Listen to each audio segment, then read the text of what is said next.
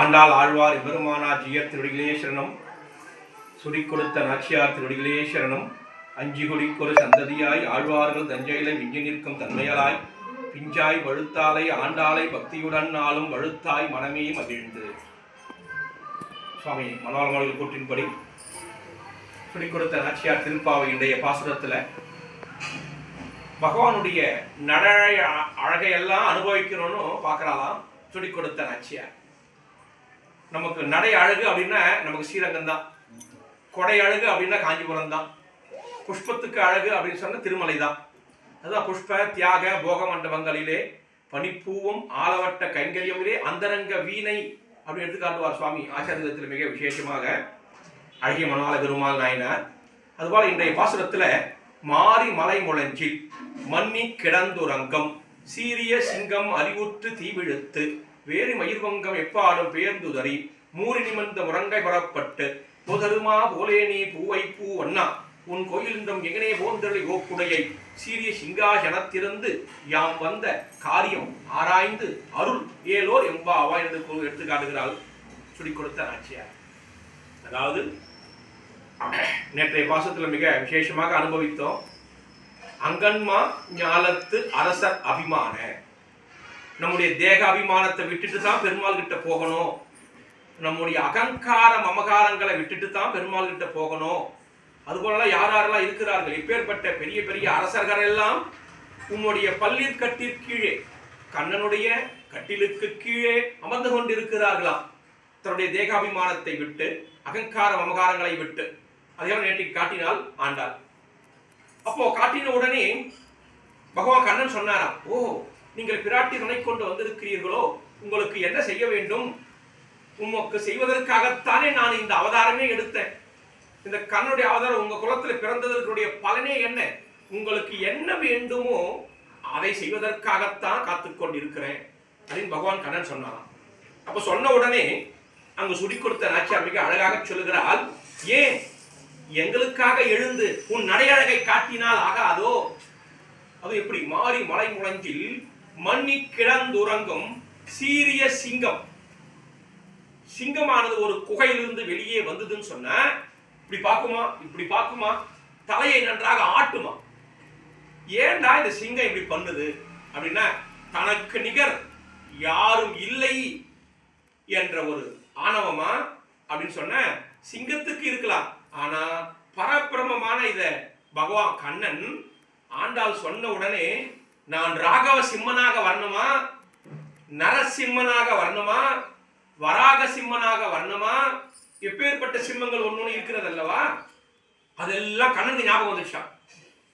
ஒரு ஜென்மத்துல நான் உனக்காக ஒரு நரசிங்க அவதாரமே எடுத்தனே. எப்பேற்பட்ட ஒரு அவதாரம், ஒரு அடியவர்களுக்குத்தானே. ஒரு அடியவர் சொன்னா ஒண்ணுக்கு ஒண்ணு உங்களுக்குள்ள ஒத்துமை இருக்கு இல்லையா. உன்னை போல ஒரு அடியவன் ஒரு சிறு பையன் கேட்டான், அவனுக்காக எப்படி ஒரு நரசிங்கமாக ஒரு அவதாரமே எடுத்தேன். அந்த அவதாரத்தை இப்போ நான் உனக்கு காட்டட்டா அப்படின்னு சொல்றாராம் பகவான் கண்ணன். அதை சுடிக் கொடுத்த நாச்சியார் பார்த்த உடனே மிக அழகாக அதான் இந்த பாசுரத்துல பாடுறான் மிக அழகா. மாறி மலை முழஞ்சில் மண்ணி கிடந்துறங்கும் அப்படின்னு. அதாவது என்னன்னு சொன்ன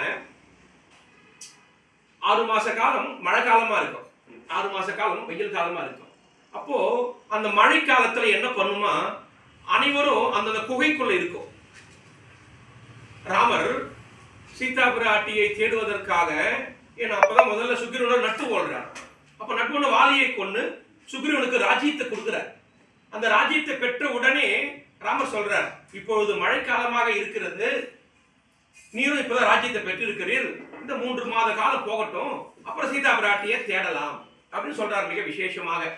அவரும் சுக்ரீவனும் சரி மழைக்காலத்துல அவங்க வெளியே போக முடியாது இல்லையா, அதனால மாறி மழை முழஞ்சில் மண்ணி கிடந்துறங்கும். அப்போ இந்த இடத்துல சிங்கமானது உள்ளே உறங்கிக் கொண்டு இருக்கிறதா அப்படின்னு பொதுப்படியாக எடுத்து காட்டுகிறார் சுவாமி வியாக்கியானத்துல. நீவாச்சார பிள்ளை 3000 படி வியாக்கியானத்தை சொல்றார். அதே போல 6000 படி வியாக்கியானம் அழகிய மணவாள பெருமாள் நாயனார் மிக விசேஷமான அர்த்தத்தை சொல்றாரு இந்த இடத்துல. அழகிய மணவாள பெருமாள் நாயனார் பிள்ளை லோகாவாச்சருடைய தம்பியார். அவர் எது எடுத்தாலும் ராமாயணத்தை ஒப்பிட்டு தான் சொல்வார். அந்த மாதிரி மழை முழஞ்சில் அப்படின்னு சொன்ன உடனே அந்த 3 மாத கால மழைக்காலம் அல்லவா, அப்ப அப்ப அந்த மழை காலத்துல எப்படி ராமனானவர் காட்டுக்குள்ளவே இருந்தார். ஆனா சுக்ரீவனுக்கு ராஜ்யத்தை கொடுத்தார். ராஜ்யத்தை பெற்ற உடனே மழைக்காலமாக இருக்கிறதுனால ராஜ்யத்தை அனுபவிக்க விட்டார். இவ என்ன பண்ணா, சுக்ரீவ மகாராஜா ராஜ்யத்தை அனுபவிச்ச உடனே கைங்கரியத்தை மறந்துட்டாராம். அதனாலதான் உத்தம அடியார்களுக்கு பெருமாள் நிறைய செல்வத்தை கொடுக்க மாட்டாருன்னு அர்த்தம். ஏன்? நிறைய செல்வத்தை கொடுத்துட்டா இங்கேயே இருந்துரும், இங்கேயே சொர்க்கமா இருக்கு, ஆஹா இதுவே நல்லா இருக்கு. நல்ல பதவி கொடுத்துட்டா ஆஹா இதுவே நல்லா இருக்கு. நிறைய செல்வத்தை கொடுத்துட்டா இங்கேயே நல்லா இருக்கு, நான் ஏன் அங்க போனோமான்னா அப்படி நம்ம நினைப்போம். அப்போ இந்த இடத்துல சுக்ரீவன் பாருங்க, சுக்ரீவன் எப்பேற்பட்டவன். ராஜ்யத்துல இருந்து இந்த 3 மாத காலம் முடிஞ்சது. அதன் பிறகு இப்ப சீதாவை தேடணும். அவர் என்ன பண்ணிருக்கணும், உடனே ராமன் திருவடியில வந்து வணங்கி எப்போ நம்ம சீதாவை தேடலாம்னு கேட்டு இருக்கணும். ஆனா கேட்கல. உடனே ராமனுக்கு கோபம் வந்துடுச்சா, லட்சுமணா அந்த சுக்ரீவன் என்ன பண்றான் பாரு. நம்ம என்ன சொன்னோம், இந்த மழைக்காலம் முடிஞ்ச உடனே சீதா பிராட்டியை தேடுவதற்கு ஆள் அனுப்பணும்னு நம்ம சொன்னோம்ல, ஏன் இப்படி கையத்தை மறந்துட்டு இருக்கிறான் அப்படின்னு சொன்ன உடனே எப்பவுமே இளைய பெருமாள் எள்ளுன்னா எண்ணெயை அனுப்பாராம். உடனே அவர் என்ன சொன்னாரா, சொல்லு நான் இப்ப சுக்ரீவனை கொண்டு வந்துடுறேன் அப்படின்ற. இடை கொல்லாத நீ என்ன பண்ற, உன்னுடைய அண்ணன் வாலியை கொன்ன பானம் இன்னும் நிறைய என்ன அண்ணன் ராமனிடத்திலே இருக்கிறதுன்னு மட்டும் சொல்லு, வேற ஒண்ணும் சொல்லாது. புத்திசாலிக்கு ஒரு வார்த்தை சொன்னாவே அவன் 10 புரிஞ்சுப்பான். மண்டா இருக்கிறவங்க டியூப்லைட்டா இருக்கிறவங்க ஒண்ணு சொன்னா பாதி தான் புரியும், மீதி பாதி புரியாது. ஆனா சுக்ரீவன் புத்திசாலி. ஆகையினால உன் அண்ணன் வாலியை கொன்ன பானங்கள் நிறைய என் அண்ணன் ராமனிடத்தில் இருக்கிறதுன்னு மட்டும் சொல்ல போறோம். உடனே இளையபெருமாள் போனாராம், தன்னுடைய நாணை ஒரு ஒலி கொடுத்தாராம். உடனே அந்த கிஷ்கிந்தையே அப்படியே அலறுது. உடனே பயந்துட்டார் சுக்ரீவன். உடனே அன்பர் கிட்ட தான் உதவி கேட்கிறார். அப்ப உடனே உதவி கேட்ட, பயப்படாத, நீ கைங்கரியத்தை மறந்துட்ட. எப்பவுமே ராஜபோகம் வந்தா கைங்கரியம் வந்துடும், சுகபோகம் இருந்தா கைங்கரியம் வந்துடும், நிறைய பணம் பதவி இருந்தா கைங்கரியம் மறந்துடும். இதுக்கு வியாக்கியானத்தை இது சொல்றது யாரு, அழகிய மனவாள பெருமாள் நாயனார். ஆகா இப்படி வியாக்கியானத்தை மிக விசேஷமா காட்டுறார். இந்த மாதிரி மழை முழங்கில் அப்படி எடுத்து காட்டும் பொழுது, அப்ப சொல்லும் பொழுது என்ன விசேஷமா சொல்றாரு சொன்ன உடனே அந்த அனுமன் தான் சொல்றாராம், எப்பவுமே இளைய பெருமாள் பெண்களை கண்டால் தலை குனிவார்.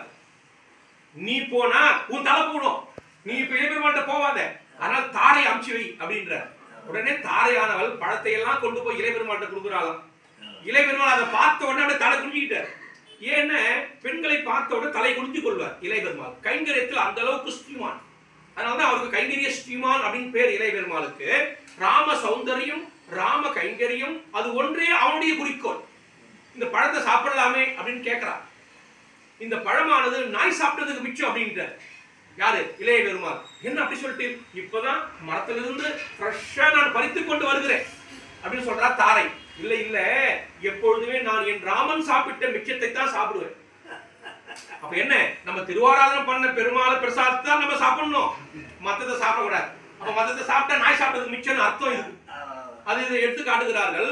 அப்போ சொல்றாளாம் தாரை மிக அழகாக, சரி சரி எங்களுக்கெல்லாம் கோபம் கூடாதுன்றியே, எங்களுக்கெல்லாம் ஆசா பாசம் கூடாதுன்றியே, நீ ஏன் இவ்வளவு கோபமா வந்து நிக்கிற, உன் கோபத்தை பார்த்தா எங்களுக்கு ரொம்ப பயமா இருக்குது அப்படின்னாலாம் தாரை. என்னடா அது, இந்த பெண் பிள்ளை இப்படி பேசுறாளே கம்முனு இருந்தாராம். எங்களுக்கு கோபம் கூடாதுன்னு சொன்னீங்க, உங்களுக்கு கோபம் கூடாதுன்னு சொன்னீங்க, உங்க குருவே எப்பேற்பட்ட கோபம் தெரியுமா? என்னமோ எங்க மகாராஜா சுக்ரீவர் ஏதோ கொஞ்ச காலம் ராஜ்யம் இல்லாம இருந்தார், இப்ப கொஞ்சம் ராஜ்யம் கிடைச்சது, இப்ப கொஞ்சம் போகத்துல இருக்கிறார். உங்க குருநாதரை பத்தி நான் சொல்லிட்டா, எப்பேற்பட்ட ஒரு மேனகை கிட்ட விழுந்து ஒரு பெண் குழந்தைய பெற்று எடுத்தா தெரியுமான்ட்டா பட்டுன்னு. அவன் அப்படியே இன்னும் எப்படி ஒரு பெண் பிள்ளையானவள் ஆண்மகனை பார்த்து தலையை குனிந்து கொண்டு காலை கிழிப்பாலாம் கீழே வெக்கத்துல. வெக்கம் வந்துட்டா, அது வெக்க இருக்கிற பெண்களுக்கு மட்டும் சொல்றேன், இப்ப இருக்கிற சொல்றேன். அப்ப இந்த இடத்துல இளைய பெருமாள் வெக்கத்துல தலை குனிஞ்சுக்கிட்டாராம். ஏன், விஸ்வாமித்திரர் தானே அவருடைய குரு. அந்த குரு என்ன பண்ணாரு, தவம் பண்ணும்போது மேனகை மயங்கிட்டாரு இல்ல, அப்ப ஒரு சகுந்தலைன்னு ஒரு பெண்ணையை பெற்றெடுத்தாரு இல்ல. என்னமோ எங்களுக்கு தகாதுன்னு சொல்ற, எங்களுக்கு போகம் தகாதுன்னு சொல்ற, எங்களுக்கு கோபம் தகாதுன்னு சொல்ற, உங்க குருநாதரே அப்படித்தானே சொன்ன உடனே தலை குனிஞ்சுக்கிட்டாராம். உடனே சொன்ன உடனே சரி சரி, இப்பதான் எங்களுடைய சுக்ரீவ மகாராஜா சீதா பிராட்டியை தேடுவதற்கு எல்லா இடத்திலும் ஆள் அமைச்சிருக்கிறார் அப்படின்னு சொன்ன உடனே அனுமன் கூட வந்துட்டாராம். அப்புறம் அனுமன் வந்துதான் இளையபெருமாள் அழைச்சிட்டு போய் தான் சுக்ரீவனிடத்துல மன்னிப்பு கேட்க வைக்கிறார். அப்ப சுக்ரீவன் மன்னிப்பு கேட்கிறார், ராமன் கிட்ட போய் கேட்கிறார். அதன் பிறகுதான் சீதா பிராட்டியை தேடுவதற்கு செல்கிறார். ஏன் மழைக்காலம் முடிஞ்சு போச்சு இல்லையா? அதன் பிறகு சீதா பிராட்டியை போய் தேடுகிறார்கள். அப்புறம் கிடைச்சார்கள். அப்புறம் எல்லாம் பட்டாபிஷேகம் நடக்கிறது.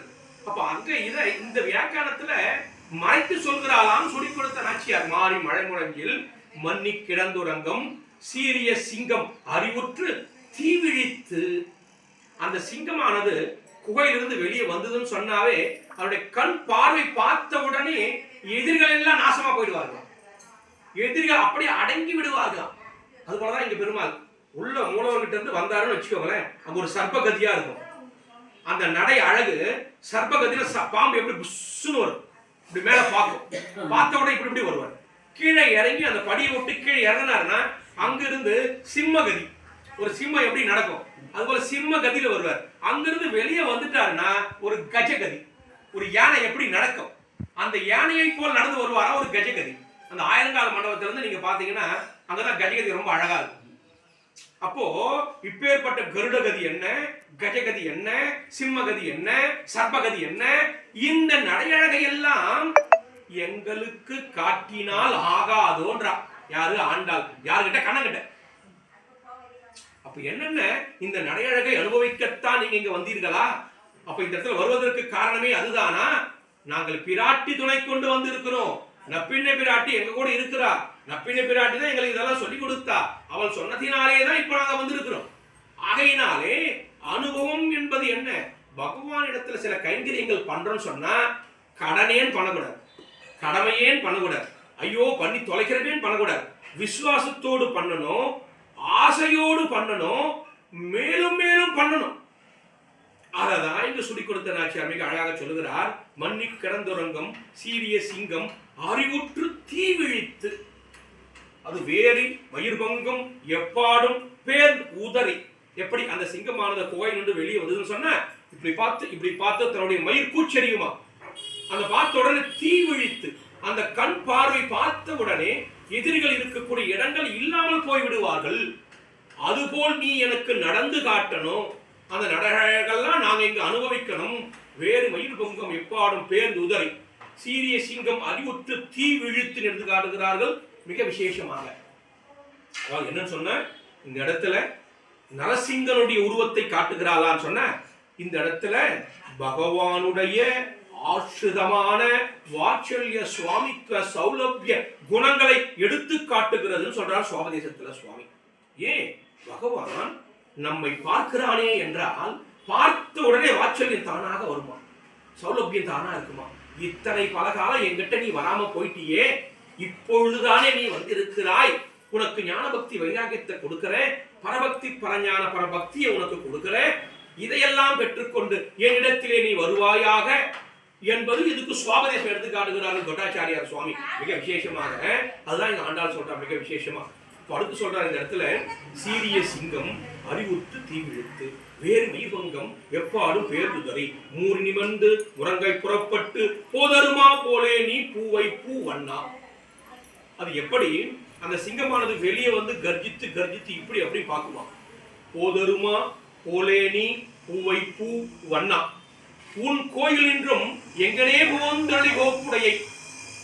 இந்த இடத்துல சொல்லும் பொழுது கண்ணனானவன் அவருடைய இடத்துல இருந்து வராரு, ஒரு சிங்காசனத்துல அமர்ந்து உன்னுடைய சௌகுமாரியத்தை காட்டணும், நடந்து உன்னுடைய வீரத்தை காட்டணும், நடை அழக காட்டணும். அப்ப இதெல்லாம் எங்க ஏன் இதெல்லாம் ஆண்டாள் விரும்புறான்னு சொன்னா வீர பத்தினி அல்லவா. சுடி கொடுத்த நாச்சியார் என்பவள் கண்ணனுடைய வீர பத்தினி, பூமி பிராட்டியினுடைய அம்சம் தானே ஆண்டாளு. அப்ப பூமி பிராட்டி பகவானுடைய மனைவி அல்லவா. ஆகையினால எப்படி ஒரு மனைவியானவள் கணவனுடைய வீர பிரதாபத்தை எல்லாம் அனுபவிப்பா, அவனுடைய அழகையெல்லாம் அனுபவிப்பா, அவனுடைய பாசத்தை எல்லாம் அனுபவிப்பா. அது போல இங்க சுடி கொடுத்த நாச்சியார் கண்ணனை பார்த்த உடனே அந்த அழகையெல்லாம் அனுபவிக்கணும்னு நினைக்கிறாங்க. நீ அமர்ந்து காட்டணும் உன் அழக, நடந்து காட்டணும் உன் அழக, இதையெல்லாம் நீ செய்யணும் அப்படின்னு கண்ணனுக்கு இவள் ஆணையிடுகிறாளாம். இது என்னடா இது, பரபிரம்மம் அல்லவா. அந்த பரபிரம்மத்துக்கு ஒரு பெண் பிள்ளையானவள், ஒரு இடைச்சியானவள் ஆணை இடலாமா என்பது கேள்வி. இங்கு அந்த எடச்சி கையால ஒத்துள்ளதானே கண்ணனே வந்தான். அந்த எடச்சி கையால தானே கண்ணினும் சிறு தாம்பினால் கட்டுண்ண பண்ணான். அப்போ ஒரு யசோதை பிராட்டினுடைய கைகளினாலே கட்டப்பட்டான் அல்லவா? அப்ப எடச்சி கையாலே மொத்துண்டான் அல்லவா? அதுவும் எப்படி? ஏதாவது இந்த கண்ணன் ஒரு சேஷ்டிதை பண்ணிட்டான்னு சொன்னா உடனே ஒரு எடச்சி பிள்ளை என்ன பண்ணுவாளாம், அவனை கையை பிடிச்சி கொண்டு போய் இந்த யசோதை காட்டுவாளாம். உடனே அந்த கையை பிடிக்கிறதுக்காகவே அந்த கையை கொடுப்பானா கண்ணன். ஏன்? அந்த எடச்சி கையால் அவன் நம்ம பிடிப்பாளான்னு இவன் காத்துக்கிட்டு இருக்கிறான். அந்த எடச்சி கையால மொத்துள்வதற்காக காத்துக்கொண்டு இருக்கிறான். ஏன்? பாகவத ஸ்பரிசம், அடியார்கள் ஸ்பரிசம். பகவான் அடியார்கள் ஸ்பரிசத்தை மிக விசேஷமாக ஏற்றுக்கொள்வாராம். எப்படி அர்ஜுனன் சிவனை நோக்கி தவம் பண்ணுவான் பாசுபதாஸ்திரம் பெறுவதற்காக. பாசுபதாஸ்திரம் தரத்து அவரும் வருவாரு. ஆனா ஒரு வேறொரு ரூபத்தில் வருவார். ஒரு பன்றியானது போகும், அதை அம்பு விடுவார். அர்ஜுனனும் அம்பு விடுவான், சிவனும் அம்பு விடுவான். ஆனா சிவனுடைய அம்பு தான் அதை தைக்கும் நன்றாக. நான் தானே அதை கொண்டேன்னு சொல்லுவார். அப்ப ரெண்டு பேரும் சண்டை வரும். யாருக்கு? அர்ஜுனனுக்கும் சிவனுக்கும். அப்ப சண்டை வரும்போது ரெண்டு பேரும் மல்யுத்தம் பண்ணுவாங்களாம். அப்ப மல்யுத்தம் பண்ணும்போது ரெண்டு பேரும் சேர்த்து கட்டிக்குவாங்களாம். யாரு? சிவனும் அர்ஜுனனும். அப்ப ஏன்னா இந்த அடியவன் ஸ்பரிசம் நமக்கு வேணும்னு சிவன் அவனை சேர்த்து கட்டுறார். அது போல இங்கு கண்ணனுடைய ஸ்பரிசம் நமக்கு வேண்டும். அந்த கண்ணனும் விரும்புகிறாராம், ஆண்டாளும் விரும்புகிறாராம். அதைத்தான் எடுத்துக்காட்டாங்க நம்முடைய பெரியோர்கள். மூறு நிமிர்ந்து முறங்கை புறப்பட்டு பொதருமா போலே நீ பூவை பூ அண்ணா உன் கோயில் என்றும் எங்கனே போந்தொழி கோப்புடியை சீரிய சிங்காசனத்திலிருந்து யாம் வந்த காரியம் ஆராய்ந்து அருள் என்று எடுத்துக்காட்டுகிறார். அப்ப இந்த இடத்துல தான் வந்த காரியத்தை சொல்லல. ஏன்? அது சிற்று சிறுகாலிய வச்சுட்டாலும் என்ன பரதன் நினைச்சியா? மிக விசேஷமா எடுத்துக்காட்டுகிறார். ஆறாயிரப்படி வியாக்கியானத்துல அழகிய மனவாள பெருமாள் நாயனார் என்னடா இது பரதன் நினைச்சு பரதன் சொன்னாரு ராமனை அழைத்து செல்வதற்கு. ஆனா அது நடக்கலையே, வெறும் பாதை தானே சென்றது. அது போல நாங்கள் என்ன ஏமாளி என்று நினைத்தாயா? போன உடனே பார்த்த உடனே எங்களுக்கு தேவையான சொல்லிடுறது, நீ உடனே அதை அறகுறைய செஞ்சுட்டு போறதுக்கு அப்படியெல்லாம் கிடையாது. எங்களுக்கு முதல்ல நடை அழக காட்டு, உன் சிம்மாசனத்தில் அமர்ந்து உன்னுடைய ஆசனத்தை அழகத்தை காட்டு, ஸ்பரிசத்தை காட்டு. எப்பேற்பட்டு இது அனுபவம் பேரு. அதாவது அனுபவம் அப்படின்னு புரியுற மாதிரி சொல்லணும்னு சொன்னா, ஒரு இலையில நன்றாக பிரசாதத்தை போட்டு அதுல நெய்யை விட்டு அதுல சாம்பாரை விட்டு அதுல பருப்பை விட்டு நன்றாக அனுபவிச்சு சாப்பிடுவார். யாரு? நன்றாக சாப்பிடக்கூடிய உணவு அருந்தக்கூடிய ஒரு அப்போ இதை தெரிஞ்சவர் நெல்லி வரும், அப்புறம் சாத்தமது வரும், அப்புறம் மோர் வரும். ஆனா தெரியாதவரு எடுத்தோடனே எனக்கு மோர் கொண்டா. யாருன்னா எடுத்தோடனே மோரை தான் சாப்பிடுவாங்களா? அவருக்கு சாப்பிட தெரியாதுன்னு அர்த்தம், அவருக்கு அனுபவிக்க தெரியாதுன்னு அர்த்தம். அது போல எங்களை நீ நினைச்சியா? ஆண்டாள் சொல்றா கண்ணங்கிட்ட இந்த இடத்துல, ஏன் உம்மை அணுவாக அனுபவிக்க வந்திருக்கிறோம், நடையழகை அனுபவிக்க வந்திருக்கிறோம். ஏன்? அந்த ராமாயணத்தில் பார்க்கும்போது இளைய பரத ஆழ்வான் என்ன பண்றாரு? அயோத்தி மக்கள் எல்லாரும் அழைச்சிட்டு வர, தன்னுடைய தாய்மார்களை எல்லாரையும் அழைச்சிட்டு வர, அந்த படைகளை எல்லாம் அழைச்சிட்டு வர. அந்த படையை வரந்து பார்த்தா இளைய பெருமாளே கோபம் வந்துச்சு, நான் பரதனை இப்பவே நான் கொன்னுறேன் அப்படின்ற. அப்ப சொல்றாரு ராமன், இளைய பெருமாளே ராமராஜ்யம் அந்த அயோத்திபுரி ராஜ்யம் உனக்கு வேணுமா சொல்லு, என் தம்பி பரதன் கிட்ட சொல்றேன், இப்பவே உனக்கு ராஜ்யத்தை கொடுத்துருவாருன்ற. அப்ப உடனே இளைய பெருமாள் நினைச்சாரு, நான் உன் தம்பி இல்லையா, பரதன் தான் உன் தம்பியா அப்படின்னு கேட்பாரா? என் தம்பியா இருந்தா என் மனசுல இருந்த நீ தெரிஞ்சுக்கணுமே, என் தம்பியாக இருக்கவே தான் பரதன் என் மனதிலே இருப்பதை தெரிந்து கொண்டு இங்கு வந்து இருக்கிறார் அப்படின்னு சொல்ல. அப்போ பரதாழ்வான் வந்து கேட்கிறார், நீங்க அழகாக நீர் வரணும், அயோத்தி நீ தான் ஆளணும் அப்படி எடுத்து காட்டுகிறார் மிக அழகாக. அப்போ சொன்ன உடனே காரியம் நிறைவேறிச்சா? நிறைவேறலையே. கடைசியில் பரதன் சொல்ல ராமன் வந்தாரா? அண்ணன் வரல, பாதுகை கொடுத்து அமிச்சிட்டார். அதான் பாதுகா பட்டாபிஷேகம் அப்படின்னு பெரியவங்க மிக விசேஷமாக. அப்ப அந்த பாதுகா பட்டாபிஷேகத்துக்கு பண்ணி அந்த பாதுகையை வச்சுதான் அந்த பரதாழ்வான் அயோத்தி ராஜ்யத்தையே ஆளுகிறார். அது போல இங்கு உம்மை விட்டு பாதுகை பெறுவதற்கு நாங்க வரல, உம் நடையழகை பார்க்க வந்திருக்கிறோம், உம் உடையழகை பார்க்க வந்திருக்கிறோம். உம் ஆசனத்திலே அமர்ந்து பூவை பூ வண்ணா, எப்படி ஒரு மென்மை, புஷ்பத்துக்குன்னு சொன்னா ஒரு மென்மை இருக்கும், அதிலே ஒரு சௌலபியம் இருக்கும், அதிலே ஒரு சாந்தம் இருக்கும், அதிலே ஒரு வாசனை இருக்கும், அப்ப இந்த அனுபவத்தோடு தான் பகவானிடத்துல நாம் செல்லணும், அந்த பகவானை அனுபவிக்கணும். இதெல்லாம் என்ன அப்படின்னு சொன்ன, சுவாபதேசத்துல பகவானிடத்துல நாம் சென்றோமையானால் நான் தான் உன்னை வந்து வணங்கினேன்னு சொல்லக்கூடாது.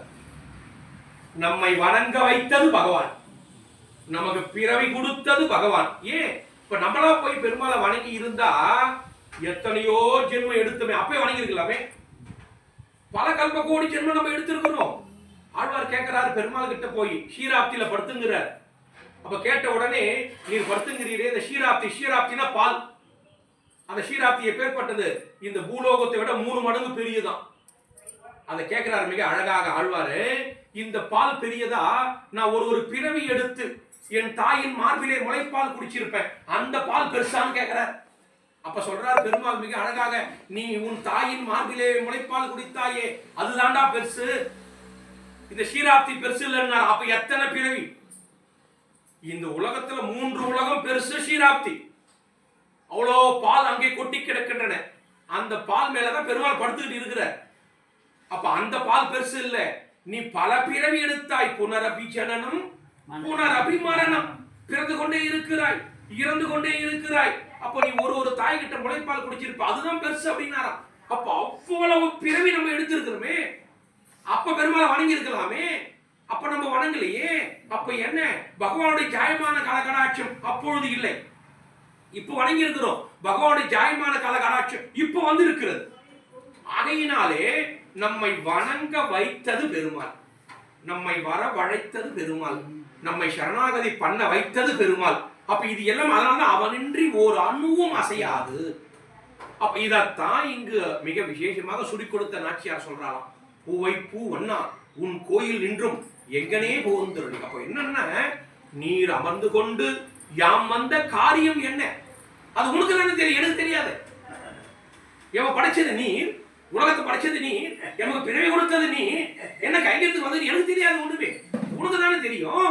அப்ப யாம் வந்த காரியம் ஆராய்ந்து அருள். ஏன் எனக்கு நல்லது எனக்கு தெரியாது, கெட்டது எனக்கு தெரியாது.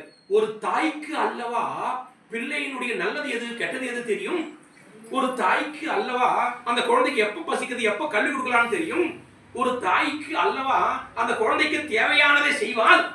அது போல் அல்லவா நீ எனக்கு தாயை போல, எம்பெருமான் எவ்வுயிர்க்கும் தாயானவன் அல்லவா.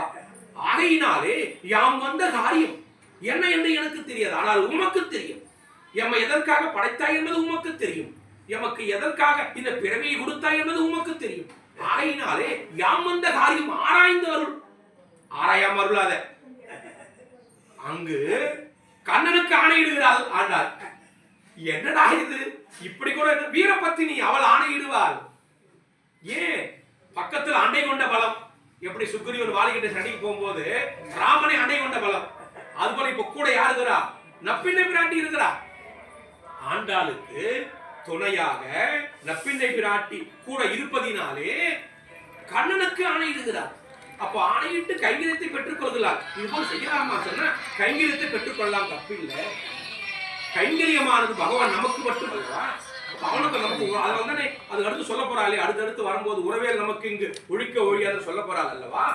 ஆகையினால இப்போ நாங்க வந்த காரியத்தை எங்களுக்கு ஆராய்ந்து அருள்.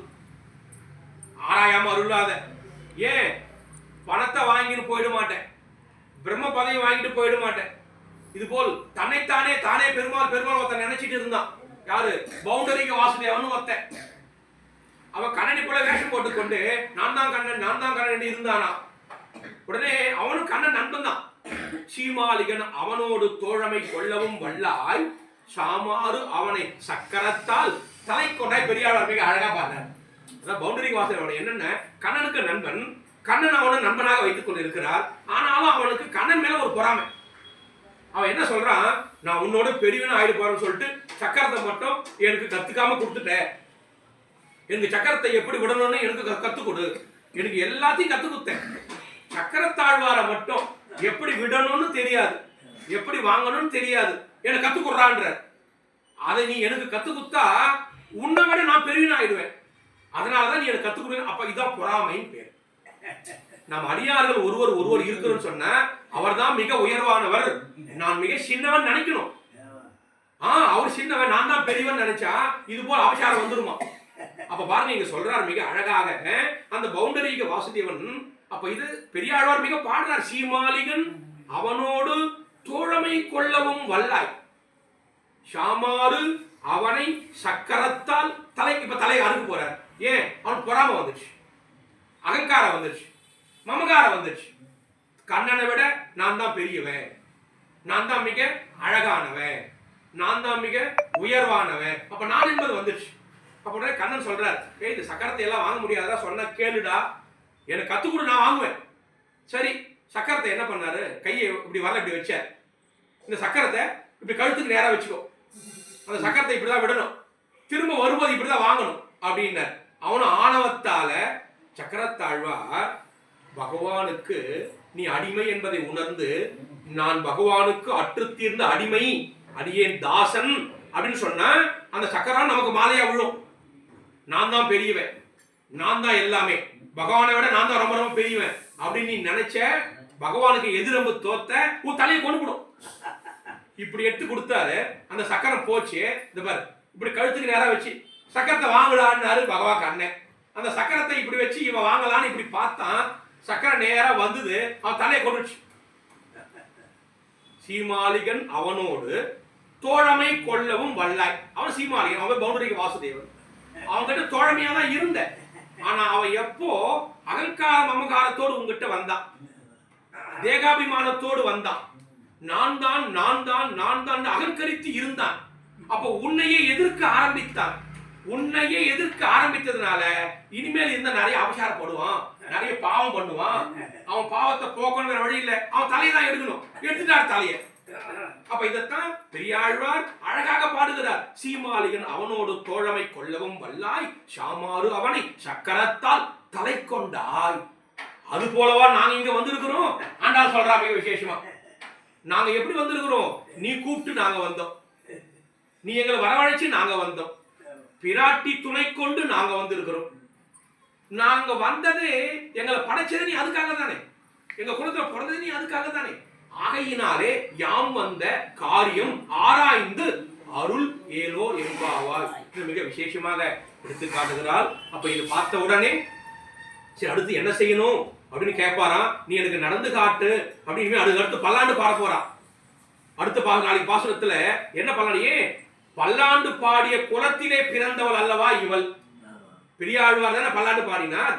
அந்த குலத்துலதான் இவ பெண் பிள்ளையாக பிறந்தாள் அல்லவா. அப்ப தகப்பனார் செய்த தொழிலை தானும் செய்யணும் இல்ல. ஆகையினால அடுத்த பாட்டுல அந்த கண்ணனுக்காக பல்லாண்டு பாட போகிறாள். அது என்னன்றதை நாளை பார்த்துக்கொள்ள. ஆழ்வாரை பெருமானார் ஜி விக்னேஸ்வரனும் ஸ்ரீமதி ரமேஷா மகாத்மனி ஸ்ரீரங்க வாசினி புயா.